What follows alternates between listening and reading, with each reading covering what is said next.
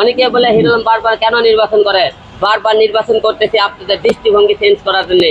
আমরা প্রার্থীটা ফিরে পেয়েছি, এখন আমরা মার্কা পাওয়ার পরে আমরা প্রচারে নামবো এবং হলতে মাঠে থাকবো জনগণের পাশে। আরাফাত ভাইয়ের কিছুটা টেনশন বাড়িয়ে আরো একটা অঘটন ঘটানোর জন্য, মার্কেটটাকে গরম করার জন্য হিরো আলম নির্বাচনে কামব্যাক করেছেন, তার প্রার্থিতা তিনি ফিরে পেয়েছেন।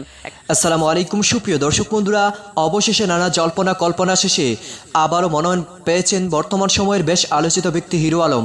দর্শক বন্ধুরা, আপনারা সকলে জানেন ঢাকা 17 আসনে নির্বাচন করার জন্য মনোনয়ন জমা দিয়েছিলেন, কিন্তু সেখানে মনোনয়ন বাতিল করেছিল নির্বাচন কমিশন। আবারও দ্বিতীয়বার আপিল করার পর আবারও প্রার্থিতা বৈধ হয়েছে বর্তমান সময়ের আলোচিত ব্যক্তি হিরো আলমর। দর্শক বন্ধুরা, আপনারা সকলে জানেন গত কয়েকদিন আগে বগুড়া নির্বাচনেও তার প্রার্থিতা বাতিল করেছিল, কিন্তু তার হাইকোর্টের নির্দেশে তিনি প্রার্থিতা ফিরে পেয়ে চমক দেখিয়েছিলেন। তো দর্শক বন্ধুরা, এবার তিনি প্রার্থিতা ফেরত পেয়ে ঢাকা 17 আসনের জন্য এমন কিছু বার্তা দিয়েছেন এবং সেই সাথে এই মনোনয়ন পাওয়াকে কেন্দ্র করে এবার বিশাল দুঃসংবাদে রয়েছেন আওয়ামী লীগের প্রার্থী আরাফাত হোসেন। তো দর্শক বন্ধুরা, এবং সেই সাথে তিনি সেই সকল বিষয়গুলোকে কেন্দ্র করে অত্যন্ত গুরুত্বপূর্ণ কিছু কথা বলেছেন এবং তিনি বলে যাচ্ছেন এদেশের মানুষের দৃষ্টিভঙ্গি বদলানোর জন্য তার এমন কষ্ট। তো দর্শক বন্ধুরা, এবং সেই সাথে আরাফাতের জন্য যেই বিশাল দুঃসংবাদ রয়েছে সেই সকল বিষয়গুলো তুলে ধরা হয়েছে। অবশ্যই ধৈর্য সহকারে পুরো ভিডিওটি দেখবেন, তাহলে অবশ্যই বুঝতে পারবেন কিভাবে এবার হিরো আলম এগিয়ে যাচ্ছে। অনেকে বলে হিরো আলম বারবার কেন নির্বাচন করে, বারবার নির্বাচন করতেছি আপনাদের দৃষ্টিভঙ্গি চেঞ্জ করার জন্য। হিরো আলম মনে করেন নির্বাচন করে মানুষের দৃষ্টিভঙ্গি সাহস নিয়ে সামনে আসতে পারে, আপনারা কেন আসেন না? আমার কোটিপতি হওয়ার স্বপ্ন নাই, আমার বাড়ি গাড়ি করার ইচ্ছে নাই, আমি আপনাদের দৃষ্টিভঙ্গি চেঞ্জ করতে চাই। আজকে দেখেন আমি যে রায়টা পেয়েছি, এইরকম মনে করি আরো 10টা লোক রায় পায়, আরো 10টা হিরো আলম সামনে জন্ম নেবে। তাই আপনাদের সবাইকে বলবো, ভোটের মাঠে আসুন, ভোটে আপনি পাশে থাকুন এবং অন্যের প্রতিবাদ করুন। নির্বাচনের আমরা প্রার্থীটা ফিরে পেয়েছি, এখন আমরা মার্কা পাওয়ার পরে আমরা প্রচারে নামবো এবং হলতে মাঠে থাকবো জনগণের পাশে, তাদের কথা শুনবো এবং আমি যদি পাশ করতে পারি দীর্ঘত অল্প খুবই সময়, এই অল্প সময়ের মধ্যে যতটুকু কাজ করতে পারি জনগণের পাশে তারা চেষ্টা করবে। সবাই ভালো আছেন, সবাই আমার উকিল সাহেব থেকে বললই আজকে নির্বাচন কমিশনের উপর ইসিতে আমরা যে মামলা করেছিলাম, আপিল করেছিলাম, প্রথম দিন আমাদের নির্বাচন কমিশনার ছিল ভুল। আমরা সেদিন বলেছিলাম, আমি কিন্তু ওখানে বলেছিলাম যে আপনারা যে 3 জনকে খুঁজে পাননি মাঠে দেয় তারা উপস্থিত আছে, নির্বাচন কমিশনার তাদেরকে দেখেনি। তিনি বলেছিলেন তাদের স্বাক্ষর মিল নাই। আজকে ইসিতে যারা যাচাই বাছাই করে দেখছে, আমাকে বলছে আপনি স্বাক্ষর তো সঠিক, আপনি প্রমাণ দিতে পারবেন? আমি জোর গলায় বলেছি হ্যাঁ প্রমাণ দিতে পারবো। তখন তারা ভোটার লিস্টের সাথে এবং আমার যারা স্বাক্ষর দিচ্ছে তারা মিল করে দেখছে আমার স্বাক্ষর মিল আছে, সব কিছু মিলটিল করে। এবং আমাদের আরো কিছু মনে করেন ভুল ধরেছিল যে তারা 6 জনকে খুঁজে পায়নি। আমি বললাম আপনারা যখন আমার ভোটারদের স্বাক্ষর নিতে যাবেন, আপনি কি একবার টেলিফোন করছিলেন কি, আমাদেরকে মেসেজ করে কি ইমেল করে বলেছিলেন যে তুমি এই 10টা লোক ওখানে উপস্থিত হবা, যে আমরা সেখানে যাবো? কৃষক আমাদের বস্তিবাসী এলাকার লোক বেশি স্বাক্ষর করেছিল, কর্মজীবীর লোক, তারা কে কখন কোথায় যায় কেউ জানে না। আর ঢাকা শহরের বাড়ি খুঁজে পাওয়া খুব কঠিন কিন্তু ছিল। সবকিছু মিলে কি এখানে আল্লাহ আশা ছিল। ইসিতে আশা আমি উনি করেছিলাম, আমি 2 দিন আগে বলেছিলাম ইসিতে হয়তো ন্যায় বিচার পাবো না, এখানে ন্যায় বিচার পেয়েছে, তারা সেই হিসাবে আমাদের প্রার্থীটা বৈধ ঘোষণা করেছে। আমি ঢাকা 17 আসনে এবার নির্বাচন করতেছি, আপনারা সবাই আমার পাশে রাখবেন।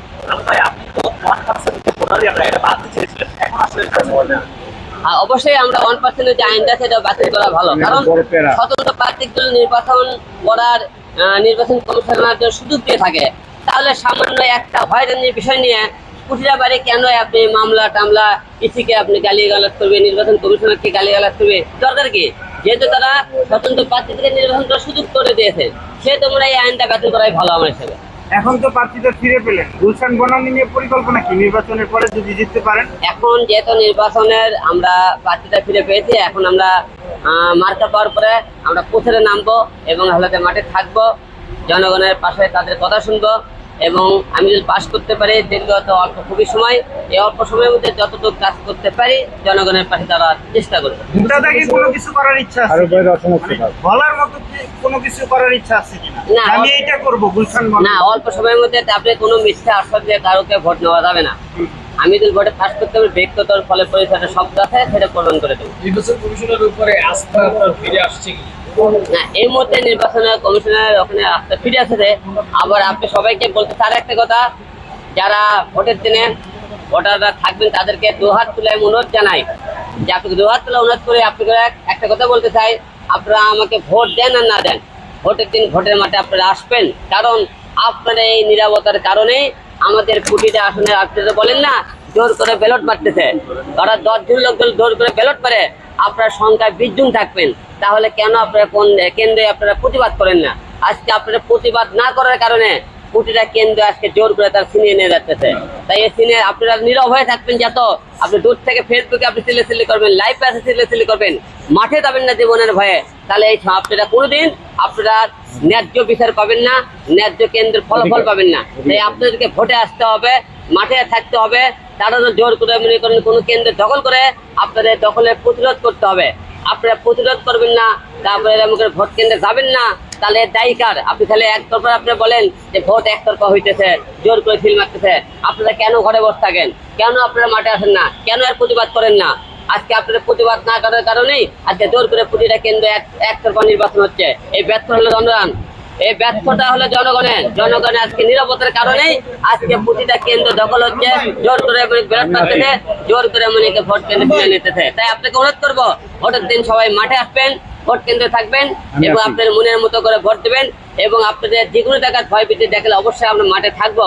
হিরো আলম আপনারা সবাই দেখেছিলেন 18 যে নির্বাচন হয়েছিল, সেখানে আমি হিরো আলম আমার মৃত্যুর কথা ভাবিনি, আমি ভোট কেন্দ্রে দখল করছিলাম কেন্দ্র, কিন্তু আপনারা দেখছিলেন দখল করে দেখছি তারা মনে করেন জোর করে সিল মারতেছিল, পরে কিন্তু সেখানে আমার সাথে মারামারি হয়েছিল। আমি হিরো আলম একটা মানুষ, আমি ভোটের কথা পড়া না করে ভোটের মাথায় ঝাঁপে পড়তে পারি আপনাদের কারণে, তাহলে আপনারা কেন? অনেকে বলে হিরো আলম বারবার কেন নির্বাচন করে, বারবার নির্বাচন করতেছি আপনাদের দৃষ্টিভঙ্গি চেঞ্জ করার জন্য।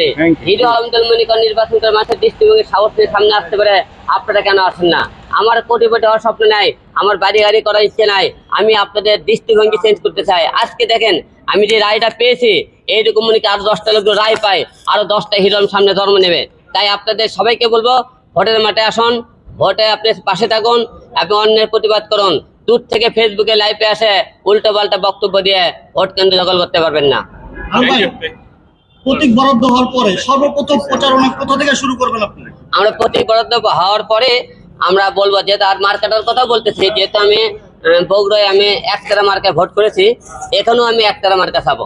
ঠিক আছে, মানে সমস্যা আমি আসলে কোথায় সেটাই বুঝি না। যারা মানে একটা কমন ফ্যাক্ট হয়ে গেছে, আপনি দেখেন হিরো আলম যখনই যে কোনো ইলেকশনে যায় তার মনোনয়নটা বাতিল হয়ে যায়, তার প্রার্থিতা বাতিল হয়ে যায়। তো এরপরে হয় কি যে তিনি নির্বাচন কমিশনে একটা অ্যাপিল করেন, তো অনেক ক্ষেত্রে নির্বাচন কমিশনের অ্যাপিলেও তিনি হারেন, দিন শেষে তিনি হাইকোর্টে যান, আর সেইখান থেকেই তিনি বারবার তার প্রার্থিতা ফিরে পেয়েছেন। দর্শক, এ আরাফাত ভাইয়ের কিছুটা টেনশন বাড়িয়ে আরও একটা অঘটন ঘটানোর জন্য, মার্কেটটাকে গরম করার জন্য হিরো আলম নির্বাচনে কামব্যাক করেছেন, তার প্রার্থিতা তিনি ফিরে পেয়েছেন। একটা চমকই দেখলাম। তবে এখানে একটা বিষয় হচ্ছে যে রিটার্নিং কর্মকর্তা যারা থাকেন, মানে এই মনোনয়ন বাছাই টাছাইয়ের ক্ষেত্রে যাদেরকে ফিল্ড পর্যায়ে পাঠানো হয়, তারা আসলে কোন ধরনের কর্মকাণ্ড করেন যে তাদের এই জিনিসগুলো প্রত্যেকবারই খারিজ হইয়া ইসি অথবা হাইকোর্ট আবারও আলমের মনোনয়নপত্র বৈধ ঘোষণা করেন।